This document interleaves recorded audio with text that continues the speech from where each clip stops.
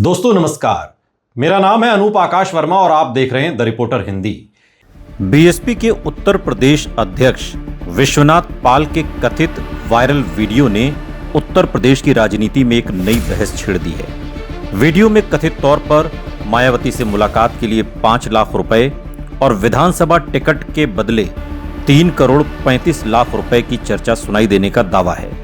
Video सामने आने के बाद विपक्षी दलों और सोशल मीडिया के एक बड़े वर्ग ने इसे बीएसपी में टिकटों की कथित बिक्री का प्रमाण बताने की कोशिश की, जबकि बीएसपी सुप्रीमो मायावती ने स्वयं सामने आकर इस पूरे मामले को पार्टी और आंदोलन को बदनाम करने की साजिश बताया है। सोशल मीडिया प्लेटफॉर्म एक्स पर एक पोस्ट के जरिए मायावती ने तमाम बातें कही। मायावती के बयान का सबसे महत्वपूर्ण हिस्सा यह है कि उन्होंने टिकट वितरण प्रक्रिया को केवल आर्थिक लेन देन तक सीमित नहीं बताया, बल्कि उन्होंने कहा कि पार्टी के पदाधिकारी संभावित उम्मीदवारों की सामाजिक, राजनीतिक और आर्थिक क्षमता, संगठन के प्रति निष्ठा और चुनाव लड़ने की वास्तविक क्षमता का आकलन करने के लिए विभिन्न प्रकार के प्रश्न पूछते हैं और किसी बातचीत के एक हिस्से को काट कर प्रस्तुत करना पूरे संदर्भ को विकृत करना हो सकता है।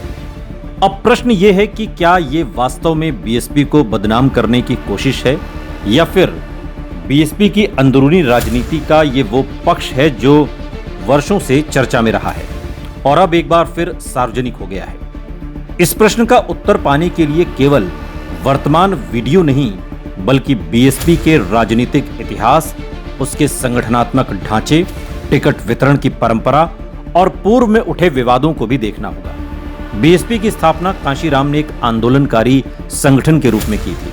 पार्टी की सबसे बड़ी ताकत उसका कैडर आधारित ढांचा और बहुजन समाज के बीच उसकी वैचारिक पकड़ रही। लेकिन 1990 के दशक के बाद जब पार्टी उत्तर प्रदेश की सत्ता तक पहुंची और बाद में राष्ट्रीय विस्तार का प्रयास करने लगी, तब संगठन चलाने के लिए संसाधनों की आवश्यकता भी बढ़ी।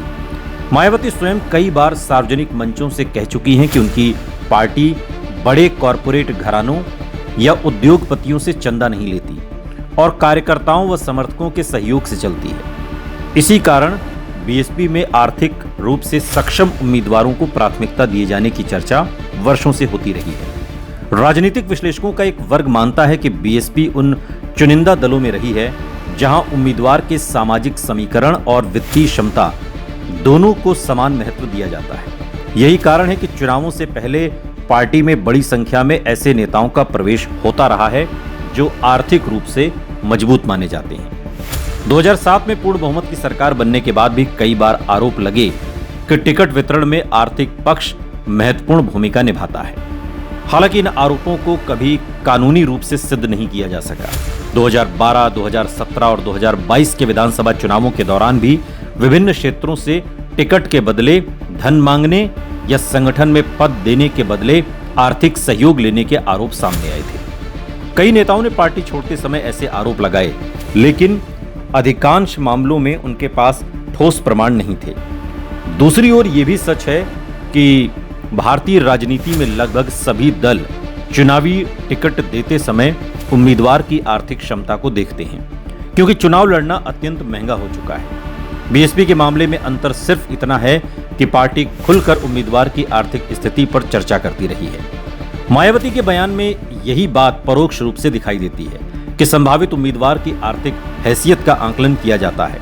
यही वो बिंदु है जहां विवाद पैदा होता है। समर्थक कहते हैं कि आर्थिक क्षमता का आकलन और टिकट बेचना दो अलग अलग बातें हैं, जबकि आलोचक कहते हैं कि यही प्रक्रिया अक्सर धन आधारित राजनीति को जन्म देती है। विश्वनाथ पाल का वायरल वीडियो इसी बहस के केंद्र में है। यदि वीडियो की पूरी रिकॉर्डिंग, उसकी सत्यता, एडिटिंग और संदर्भ की निष्पक्ष जांच हो, तभी स्पष्ट निष्कर्ष निकल सकता है। अभी तक सार्वजनिक डोमेन में ऐसा कोई आधिकारिक फॉरेंसिक निष्कर्ष सामने नहीं आया है जिसमें यह निश्चित रूप से कहा जा सके कि वीडियो पूरी तरह से वास्तविक है या संपादित। इसलिए केवल वायरल क्लिप के आधार पर अंतिम निर्णय देना जल्दबाजी होगी। दूसरी तरफ राजनीतिक समय भी महत्वपूर्ण है। उत्तर प्रदेश विधानसभा चुनाव 2027 की तैयारियां शुरू हो चुकी हैं। बीएसपी पिछले 2 विधानसभा चुनावों और 2024 के लोकसभा चुनावों में अपेक्षित प्रदर्शन नहीं कर पाई। लेकिन उसका कोर वोट बैंक अभी भी पूरी तरह समाप्त नहीं हुआ है। दलित वोटों के एक हिस्से पर उसका प्रभाव बना हुआ है। ऐसे समय में यदि पार्टी संगठन उम्मीदवारों की तलाश और सामाजिक समीकरण बनाने में जुटा है तो विरोधी दलों के लिए बीएसपी की विश्वसनीयता पर सवाल खड़े करना राजनीतिक रूप से लाभदायक हो सकता है। भारतीय राजनीति में चुनाव से पहले sting operation, audio video leak और संगठनात्मक विवादों का सामने आना कोई नई बात नहीं है। कई ऐसे खुलासे वास्तविक भ्रष्टाचार उजागर करते हैं तो कई बार वो राजनीतिक रणनीति का हिस्सा भी साबित होते हैं। इसलिए इस मामले में दोनों संभावनाओं को पूरी तरह खारिज नहीं किया जा सकता। बीएसपी के इतिहास में एक और तथ्य ध्यान देने योग्य है। मायावती ने समय समय पर अपने कई वरिष्ठ नेताओं को भ्रष्टाचार, अनुशासनहीनता या संगठन विरोधी गतिविधियों के आरोप में बाहर किया। स्वामी प्रसाद मौर्य, लालजी वर्मा, रामअचल राजभर, नसीमुद्दीन सिद्दीकी जैसे बड़े नेताओं के साथ विवाद सार्वजनिक रूप से सामने आए थे। इन नेताओं में से कई ने पार्टी छोड़ने के बाद टिकट वितरण और आर्थिक लेनदेन को लेकर गंभीर आरोप लगाए, लेकिन पार्टी ने हमेशा उन्हें व्यक्तिगत महत्वाकांक्षा से प्रेरित बताया। इससे यह धारणा बनी कि बीएसपी का संगठन अत्यधिक केंद्रीकृत है और टिकट वितरण से लेकर संगठनात्मक फैसलों तक अंतिम अधिकार मायावती के पास रहता है। और ऐसे केंद्रीकृत ढांचे में यदि किसी स्तर पर आर्थिक अनियमितता होती भी है तो उसके बारे में बाहरी लोगों के लिए प्रमाण जुटाना कठिन होता है। वहीं पार्टी समर्थकों का तर्क है कि यही केंद्रीकरण बीएसपी को अन्य दलों की तरह गुटबाजी से बचाता है। विश्वनाथ पाल प्रकरण को भी इसी व्यापक संदर्भ में देखा जाना चाहिए। यदि वीडियो में वास्तव में टिकट के बदले धन की मांग की जा रही है तो ये केवल किसी एक नेता का मामला नहीं बल्कि संगठनात्मक संस्कृति पर गंभीर प्रश्न खड़े करेगा।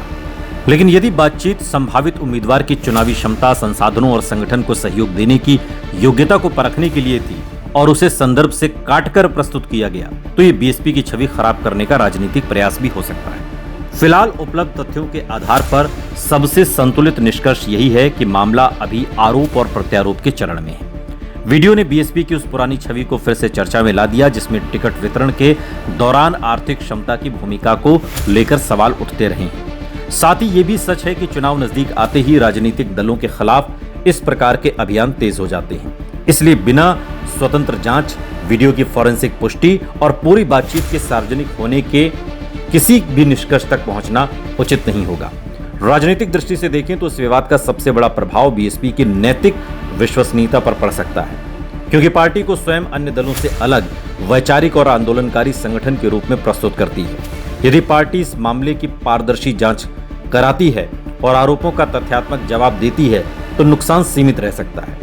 लेकिन यदि विवाद लंबे समय तक बना रहता है तो विपक्ष इसे 2027 के चुनाव तक बीएसपी के खिलाफ एक बड़े राजनीतिक हथियार के रूप में इस्तेमाल करने की कोशिश करेगा। इसलिए यह मामला केवल एक वायरल वीडियो का नहीं बल्कि बीएसपी की राजनीतिक विश्वसनीयता, संगठनात्मक कार्यप्रणाली और उत्तर प्रदेश की बदलती राजनीति में उसकी भूमिका से जुड़ा हुआ है, जिसका वास्तविक प्रभाव आने वाले महीनों में ही स्पष्ट हो सकेगा।